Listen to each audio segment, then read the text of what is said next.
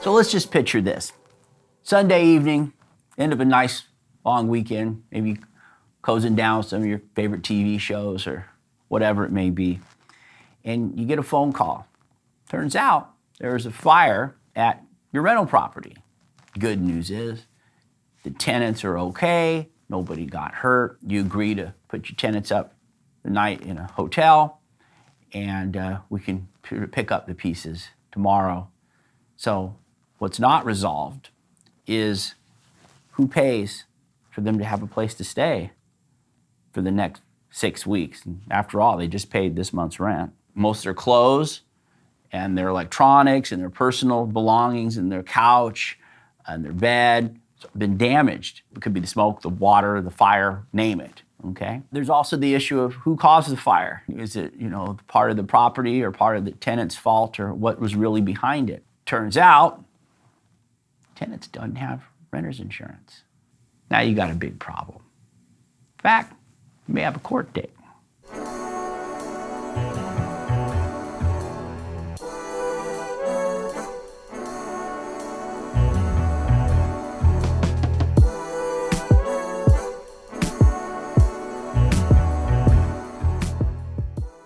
Let's play out the scenario a little differently. If they had renter's insurance, you wouldn't have to worry about who was going to be paying for the place to stay while this is all being sorted out and being repaired. You wouldn't have to be worrying about the cost of their replacement of their personal property, or if they were going to be replaced by you or not. You would also not have to be concerned about who caused the fire. That would be between the two insurance companies. You may also not have to be worrying about if your insurance company is going to cancel you or not. In fact, you may not be worried about whether you have a court date or not, because with insurance, it's all handled.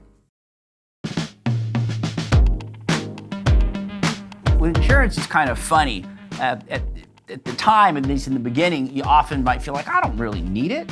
And then when you're at a loss, and you don't really have much, and then yet you gotta go replace everything you have, you're in a really bad spot. As opposed to, if you had the renter's insurance, your limited wardrobe and your old electronics and everything would be replaced. From the tenant's point of view, they got brand new everything. And in fact, so does the landlord on their settlement. Everybody's got a new place. They're living better afterwards, after this event, often, with there's insurance. There's no insurance, they're in a real place of loss and crisis. So at the time, it's hard to visualize how much you'll really appreciate having that, especially those people that are not in the position to just go write a bunch of checks and buy a new TV set and buy a new wardrobe. It's those people, those very people, that probably benefit the most from getting that check and be able to replace their items. So landlords, tenants, it's only human nature that they would feel like, they might not need it. But it's really your job to make sure that they have it. It protects you and them. So here's some tips. First of all, make sure that you include in your lease, having your lease agreement, that the tenants are required to have renter's insurance. Second of all, make sure that you don't turn over the keys until they've provided you proof of insurance. And third, make sure that you're included as an additional interest on the insurance policy. So if they let the policy lapse or they cancel it, that you get notice from the insurance company so that you can help do your job to make sure that they actually have tenant insurance in place. And number 4, renter's insurance isn't that expensive, and it can often be even less expensive if you combine it with your other insurances. So if you have auto insurance or life insurance, by bundling them together, you'll find out it's even less expensive than you may have thought. Number 5, little tip, document your belongings. Even if it's just a matter of going through with the cell phone, I know you have, and videoing your belongings, going room through room, or taking digital pictures and saving those somewhere too. In case you do have to make a claim, it would be nice to have documentation of your belongings.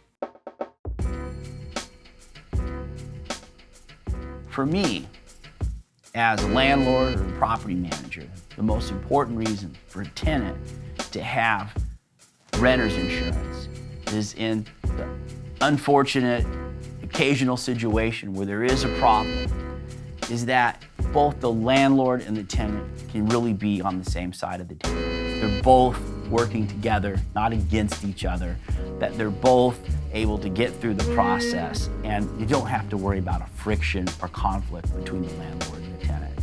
So at the end of the day, that really just kind of, it takes so much of the fun out of it. It just puts an extra stress on there that doesn't need to be there. And if you just don't want to mess with all of this, hire a professional property manager who does, like the Mike Dunphy Group. This is something that my team and I follow up on to make sure that your tenant has the proper renter's insurance and that you're taken care of.